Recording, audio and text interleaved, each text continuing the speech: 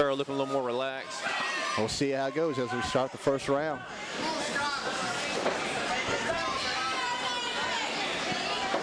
Let's see Scott. Both men trying to establish a jab. Scott Fierle there in the red and whites. Chris Smith there in the black. Fierle does have a significant reach advantage over Mr. Smith. Smith trying to get a leg kick in.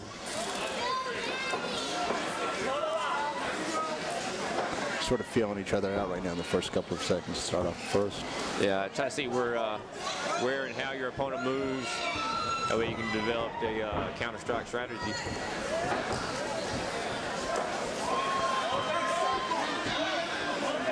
You're almost like they're waiting to pounce as you see the leg kick there. A couple blows inside. Trading fist. I don't know if any of them connected, but they sure sound good for our advantage over here. Both men coming in throwing quick strikes.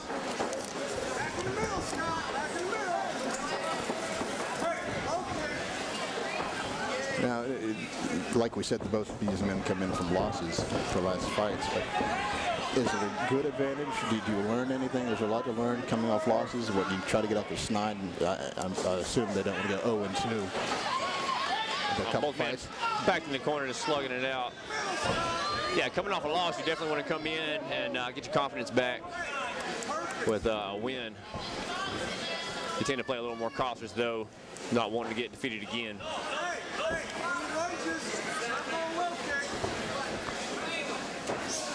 And they're standing up for most of this first. I would have thought that maybe some have been taken to the ground here. Fierle is kind of telegraphing his jab by stepping out every time, getting ready to throw it. Chris Smith should pick it up, his corner man, and should be able to capitalize on that. Good leg kick by Smith. Smith coming off a good leg kick by Fierle. Unanimous decision in this last fight. Another good leg kick by Fierle. You notice, man, both men are circling toward the jab hand or the lead hand of the fighter. Try to stay away from the power hand. I'm pretty sure Scott wants to stay away from those fists because the last loss was due to strikes. So that's one thing he might have stayed. Oh, as he goes up Smith with a hard slam. Staying in good position. Stepped over to half guard, but he's got Fierle pinned against the cage. 10 seconds left in the round. That was good points for Smith, the judge's eye. As we end the first round, coming up to the second, that was a good one. They stayed upright most of the time. Who would you give the advantage to for that? Would you give the advantage to Smith because of that takedown? Yeah.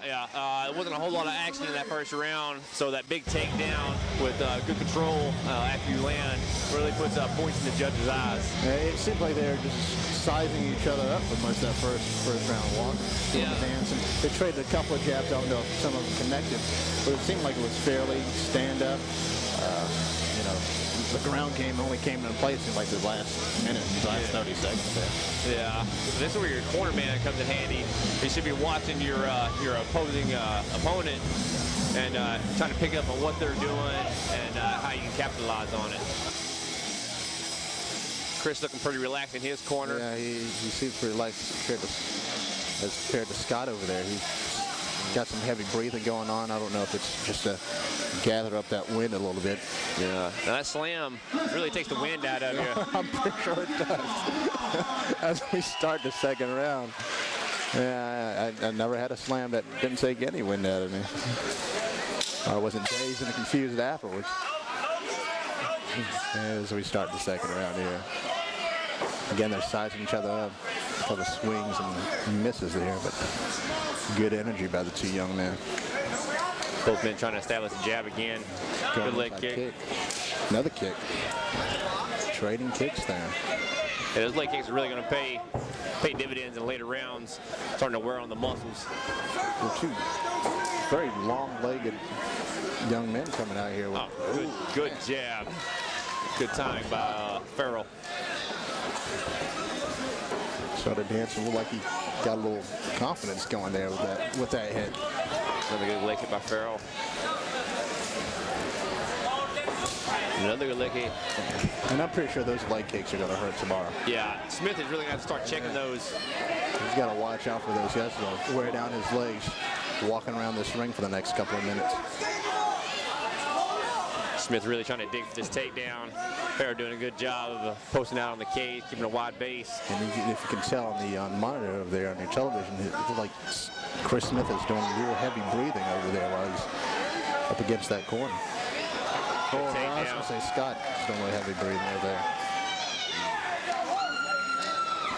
And Chris Smith, we want to walk him up to the cage, get him pinned in there so we can get some posture and start raining down some leather on him. Appears as Fierle's always got a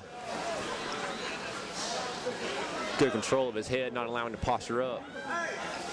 It's like Chris Smith on top there. Now Fierle seems to be working off to the side, possibly setting up for an armbar attempt. Smith doing a good job of squaring him back up to the cage, though. He knows how Scott Fierle's head is pressed against the cage. Makes it extremely difficult to move off of it. Now, what is he trying to set up here for Chris Smith? What is he trying to set up with? Well, Chris Smith really needs to push down on Scott Fierle's face to get some posture. That way he gets some leverage and throwing some leather. Trying to open up more or less. Trying to open up and see if he can rain down some blows on him. Yeah, being that close, not really getting anything devastating. But as soon as he postures up, he has the opportunity of being in a good base and really doing some damage to Fierle. I think he's trying to get some hits on the side of him there. Yeah. Fierle really needs to turn off this cage, though. This is not a good position for him. He's unable to move.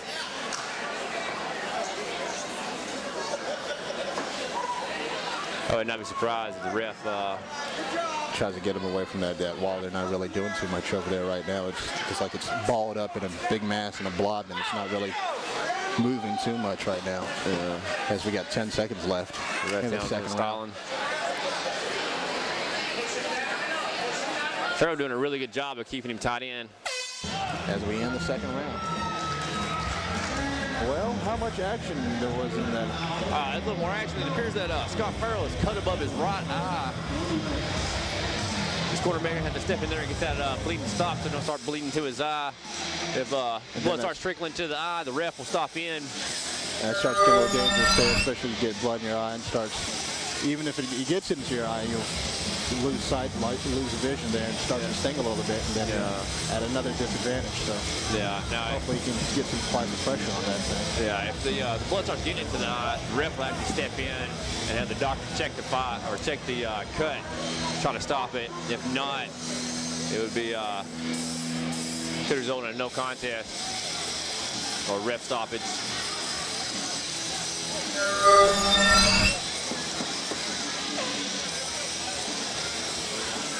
Chris Smith is looking really relaxed in between rounds. Seems like Fierle is breathing a little more heavy. How would you sort of give the advantage in that second round? It wasn't really that much.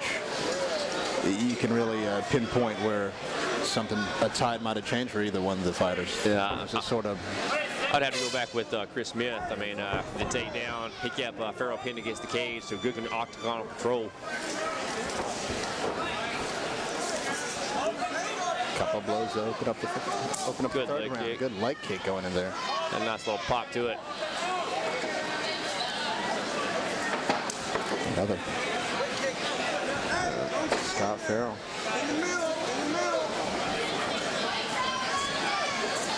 Inside. Leg Chris kick. Smith.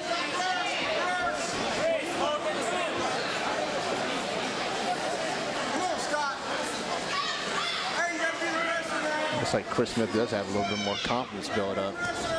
Yeah, seems a little more relaxed. Got a little more snap in his kicks and his punches.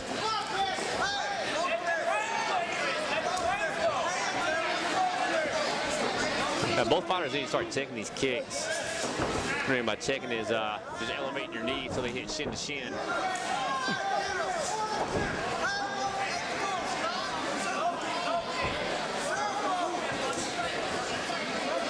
Neither fighter moving quite as much. A couple of blows there. Good right hand by Fierle. Chris Smith trying to step through. Good suplex by Fierle. Oh, good reversal by Smith. Smith trying to work out of. Oh, and Fierle has his back. Trying to soften him up with some blows. Fierle sinking back on his hips to get good hip control. Didn't get bucked off. Fierle got the rear naked choke. Can't tell if he's got it hooked up. Can you finish it up with this? With the one leg not being in, it's going to be difficult to finish. Smith needs to go ahead and step around. He's out now. Like, yeah, he's out. But Smith needs to watch out for that arm. Being in that position, it leaves him open for an arm bar by Fierle. I don't know if Fierle realizes it. Chris Smith now in a safe position. Smith now turning him toward the cage. Smart decision, keep it dependent up there. Gaining points in the judge's eyes.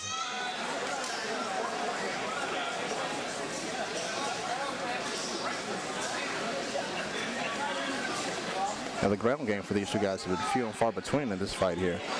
Yeah, we're not seeing really a big display of Brazilian Jiu-Jitsu. We're seeing a good control by Fierle of maintaining the posture of Mr. Smith. Fierle starting to put his feet in the hips, possibly setting up a arm bar or a triangle. Yeah, His ref's going to stand him up. Fierle slow to get up. About 10 seconds left. Unless we see some heavy blows, this looks like it's going to get to a judge's decision here. That'll end the third round.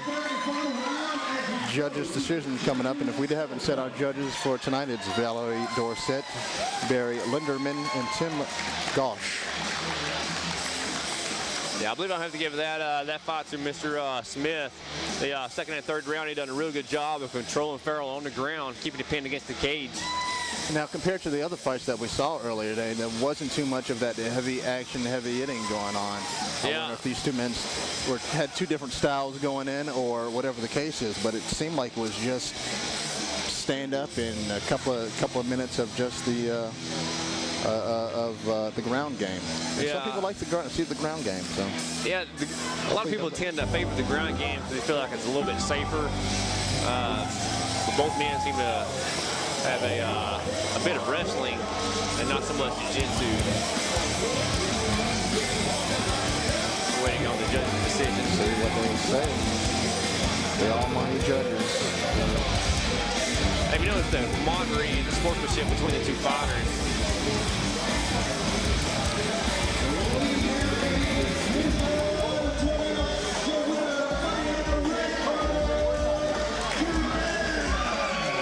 Smith moves on a 2-1 victory.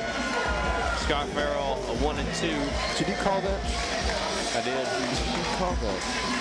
There's a reason why we put you over here at this test for some strange reason. The way the MMA is scored is on a 10-point must system.